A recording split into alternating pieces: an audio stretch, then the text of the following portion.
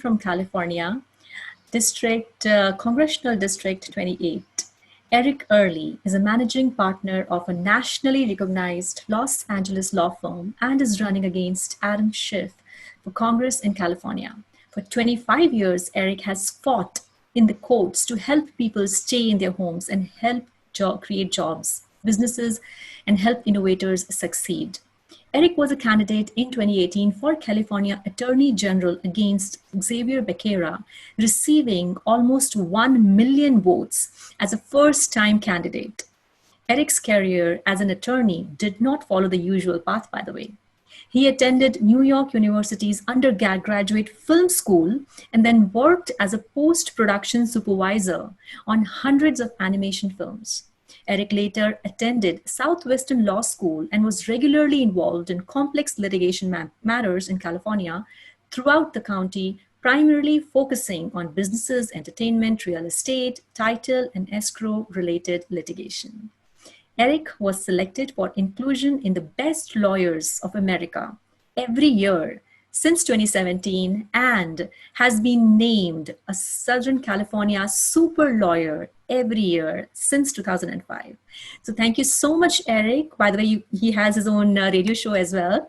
Thank you for being here on US Impact, giving your precious time, to our diaspora in America. So please go ahead and address the audience. Thanks, Eric. Well, Kush, thanks for having me, and thanks so much, US Impact, for having me, and happy Independence Day to the great country of India and all of its amazing people. I'm very happy that America and India are such incredible allies. India is one of the most important countries, frankly, on the planet, and it's in a very dangerous part of the world, as we all know. And I'm just glad that India and the U.S. are working closely. And I'm very happy that our great President Trump and Prime Minister Modi have such a great relationship, because this is what we need in this world going forward. As I think the prior speaker just referenced, China is on the rise. I don't believe what China is working on is in the best interests of either of our countries.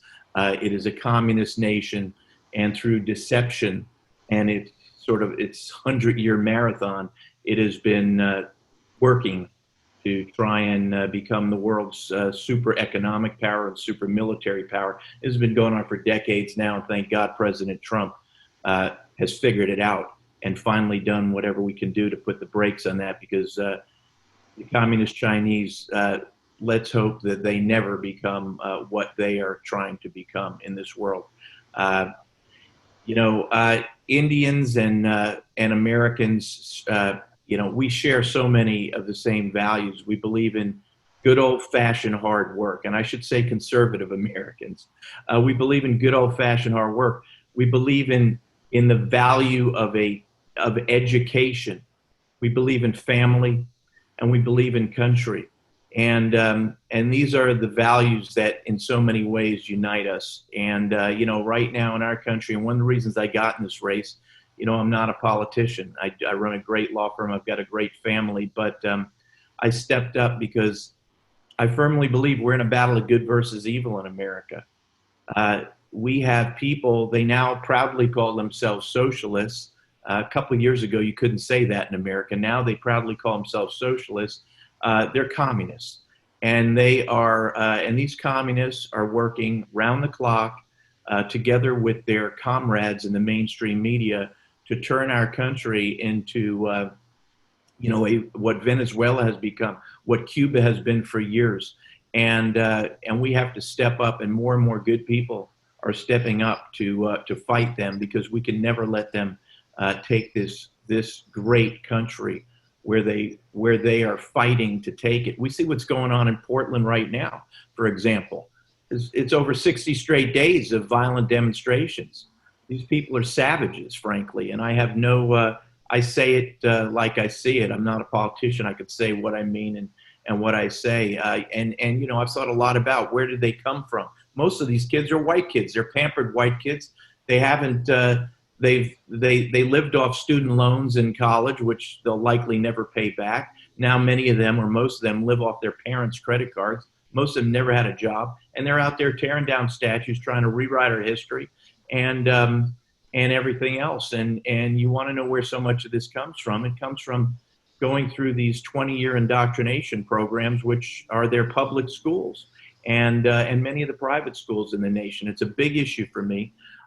There's an ongoing Marxist indoctrination of our kids in their schools all around this country, right underneath all of our noses.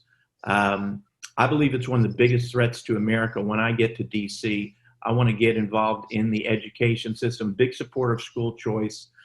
We have to really create a parallel education system to so many of the public schools, that certainly the ones in our big cities and major suburbs, which have been radicalized by these teachers unions. And they're teaching kids to hate Americans, to hate religion and faith, sexually crazy stuff. They're teaching kids that communism and socialism are great. And right now I'm leading a lawsuit up in Santa Barbara, about 2 hours away from where I'm sitting now, where I'm representing over 300 great citizens up there. And we're suing the school district up there. And this group that I call Social Justice Warriors, that's been paid over $1.5 million, come in, teach the kids all of this garbage I was just telling you about. And I've been hearing from parents all around the country about it. It's all around. So we've got to get our hands wrapped around it. It's a big issue for me. In terms of immigration, my parents were legal, with an L, immigrants to America. They waited in line for many years to get here.